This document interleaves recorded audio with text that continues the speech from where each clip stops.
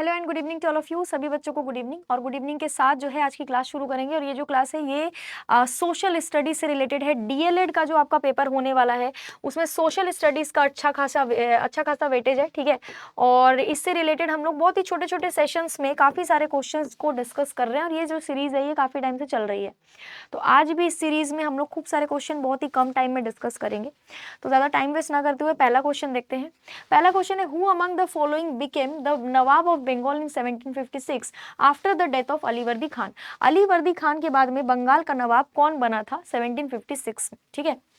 1757 में आप देखोगे बैटल ऑफ प्लासी हुआ था, प्लासी का युद्ध हुआ था। और प्लासी का युद्ध किसके किसके बीच में हुआ था, अंग्रेजों के साथ में किसके बीच में हुआ था, ये अगर आपको पता है तो आप आराम से इसका आंसर लगा सकते हो। ऑप्शन नंबर क्या होगा इसका आंसर, सी होगा या डी होगा। देखो सी और डी में अगर कंफ्यूजन है तो ऑप्शन नंबर डी सिराजुद्दौला इसका आंसर हो जाएगा, ठीक है। प्लासी का युद्ध सिराजुद्दौला के साथ में ही हुआ था अंग्रेजों का, है ना, जिसमें सिराजुद्दौला की जो फोर्स है वो हार गई थी और फिर मीर जाफर को अंग्रेजों ने बना दिया था नवाब, ठीक है। ध्यान रखोगे ऑप्शन नंबर डी इसका आंसर हो जाएगा।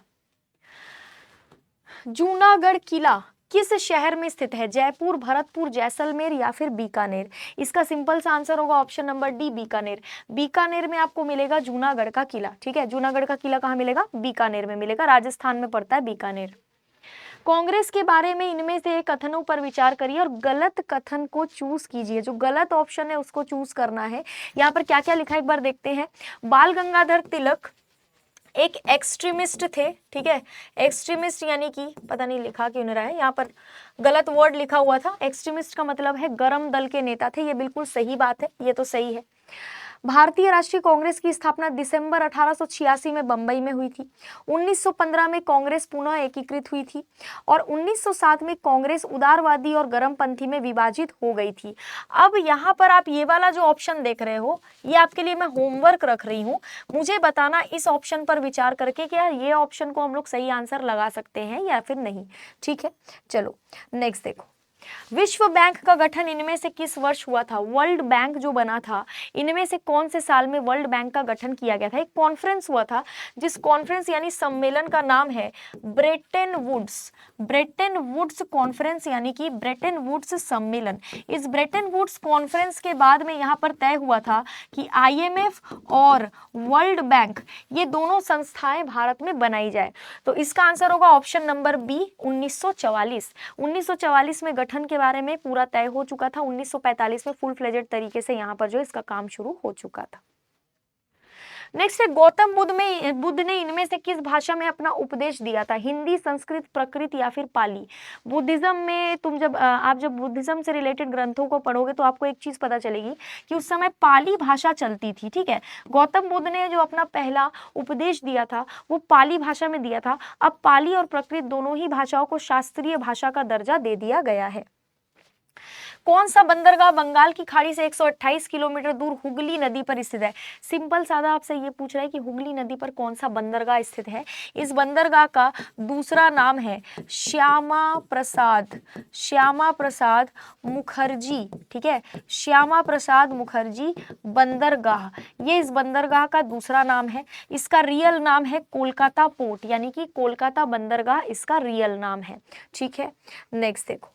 नेक्स्ट है, शीत ऋतु में किस तरह की फसलों को उगाया जाता है। शीत ऋतु में ऐसी फसलों को उगाया जाता है जिनमें बहुत ज्यादा पानी की जरूरत ना पड़े।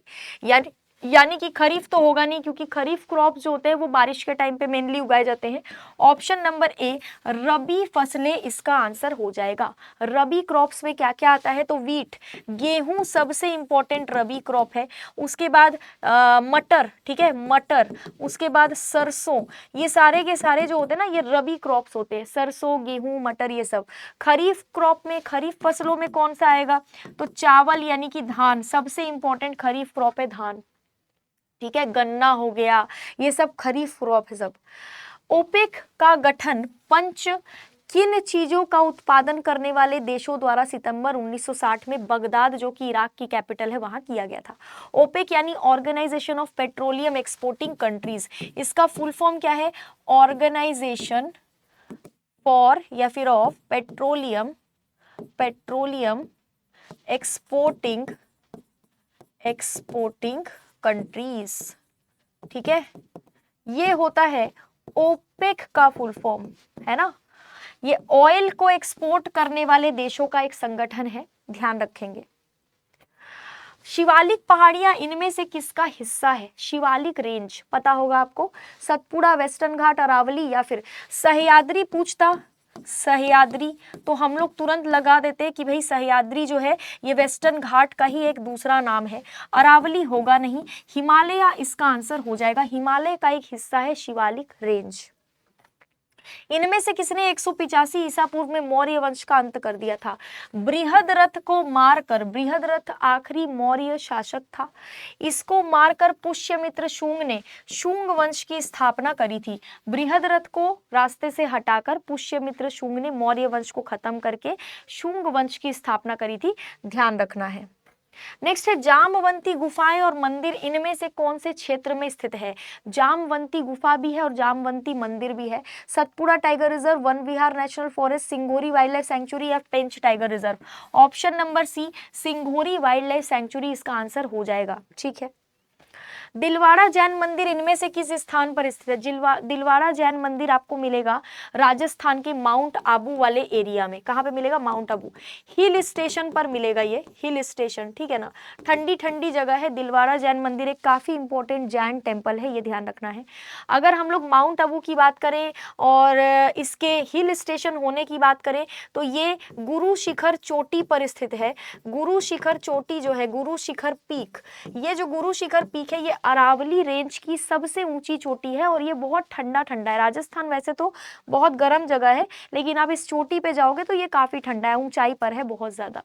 आपातकालीन शक्तियां किस देश से ली गई? Emergency powers are taken from which country? Germany, US, UK या फिर साउथ अफ्रीका?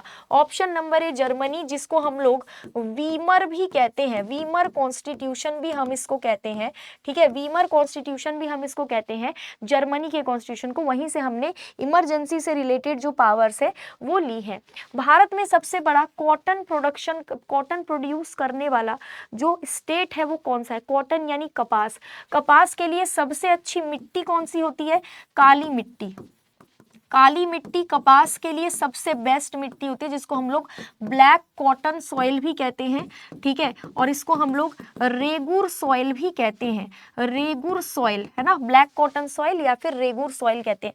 ऑप्शन नंबर सी गुजरात इसका आंसर हो जाएगा। क्या आंसर होगा इसका? गुजरात इसका आंसर हो जाएगा। हाल ही में खबरों में रहा पीची वन्यजीव अभ्यारण्य आपको कौन से राज्य में मिलेगा? पीची वन्यजीव अभ्यारण्य हमको केरला में मिलेगा।